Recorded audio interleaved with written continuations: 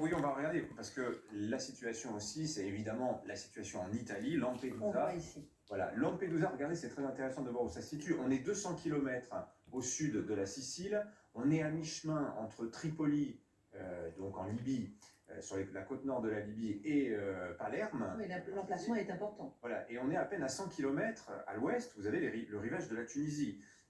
Et comme on est en territoire Schengen, c'est évidemment la destination, le point de convergence naturelle pour les migrants qui partent de Libye. Alors pourquoi on a un tel afflux maintenant? Il y a le facteur météo. On est au printemps, la mer est plus calme qu'en hiver. Et vous savez que c'est une mer qui est extrêmement dangereuse quand même, la Méditerranée. On a toujours cette idée d'une mer d'huile. Non, c'est une mer qui est difficile. Il y a aussi sûrement, et c'est même quasiment certain, le fait que l'Italie n'applique plus la politique de fermeté qui avait été celle de Matteo Salvini, qui d'ailleurs, sachez-le, doit être jugé en septembre pour son refus de laisser débarquer des bateaux d'ONG, c'était quand il était ministre de l'Intérieur il y a de ça 2-3 ans. Il encourt quand même 15 ans de prison, Matteo Salvini, quand même, dans cette histoire-là. Je vous reparlerai d'ailleurs de la justice italienne dans un instant. C'est un acteur incontournable en Italie du dossier migratoire. Résultat, depuis janvier, les autorités italiennes ont recensé 13 000 migrants qui ont débarqué donc en Italie, contre 4 200 sur toute l'année dernière. J'ai un doute sur ce chiffre de 4 200, je ne vous le cache pas. Je relisais un article du Figaro qui datait de fin juillet 2020, et cet article citait les autorités italiennes qui, sur la seule semaine, la dernière semaine de juillet, avaient recensé 11 000 arrivants. Donc, est-ce qu'il y a eu un effet de retour massif? Je ne sais pas trop comment on arrive à ce chiffre, bref. Un signe quand même qui ne trompe pas, c'est qu'en ce moment, en Méditerranée, on voit partir de Libye des grands bateaux de pêche. Ces grands bateaux, ils partent des ports libyens. Et ça, c'est un signe qui doit nous alerter parce que normalement, les autorités libyennes sont payées par les Italiens pour retenir les migrants. Ces bateaux de pêche, ils sont quand même pas très discrets. Donc, soit les autorités libyennes sont impuissantes à lutter contre les passeurs, soit elles sont complices. Alors, il y a quand même une vraie question.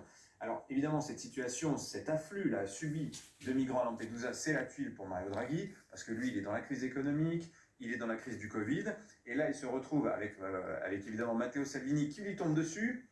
Les Fratelli d'Italia, vous savez, c'est ce parti dirigé par Giorgia Meloni, dont je vous avais croqué le portrait il y a quelques mois de ça. Eux, ils sont les seuls dans l'opposition. Évidemment, ils appellent publiquement à ce que l'on repousse les bateaux. Matteo Salvini, j'ai trouvé sa réflexion assez étonnante. Il réclame que l'Italie défende son territoire et il cite 3 pays en exemple: l'Espagne, dont je vous ai dit à l'instant qu'elle estimait qu'elle était face à une situation incontrôlable, la Grèce et la France. La France est citée en exemple. Voilà. Draghi, lui, qu'est-ce qu'il fait pour l'heure? Pays des aveugles et pas de son. Mais c'est vrai que peut-être que vu d'Italie, voilà. Mario Draghi, que fait-il? Il se tourne vers l'Europe et il espère trouver la solidarité que tous ses prédécesseurs ont réclamée, qu'ils n'ont jamais obtenue quand même, disons-le. La Commission européenne lui répond de manière assez discrète, se contente d'appeler les 27 à prendre leur part de migrants, vous savez, les fameuses relocalisations.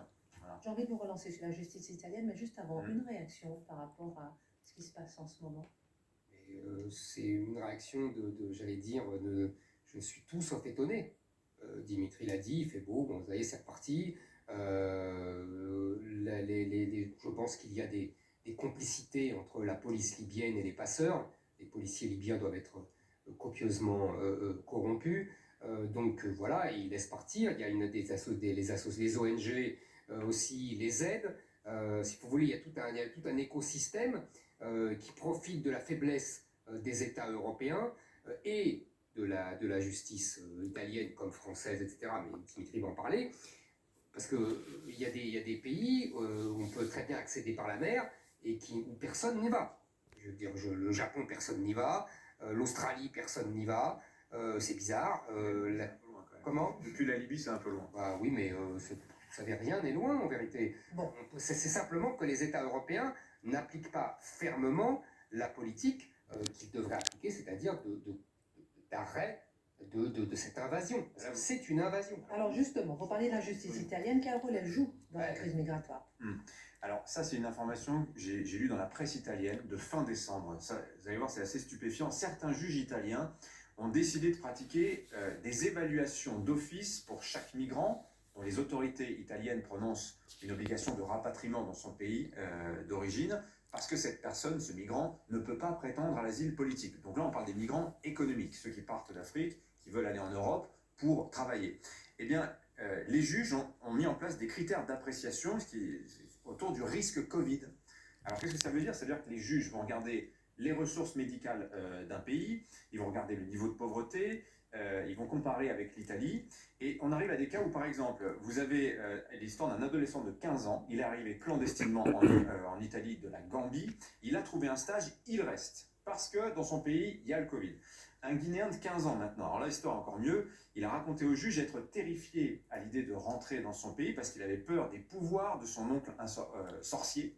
Objection Covid, il a donc pu rester en Italie. Alors évidemment, vous avez des avocats italiens là qui ont trouvé un merveilleux filon parce que c'est une nouvelle filière légale, si vous voulez, de régularisation des migrants qui se met en place. Alors la pandémie, elle a quand même, en effet, on peut se poser la question si en France ce mécanisme existe. Les juges ne sont pas très sensibles à l'argument Covid. La pandémie, en revanche, elle freine les retours de migrants, les rapatriements dans leur pays. Et l'Office international des migrations dit que 3 millions de migrants sont empêchés, d'une certaine manière, de rester chez eux. Vous voyez, ma chère Christine, quand on a des débats régulièrement avec mes contradicteurs sur le fameux état de droit, et qu'on vous dit, mais ça, c'est pour défendre les libertés et c'est pour appliquer la loi, vous voyez, c'est ça l'état de droit.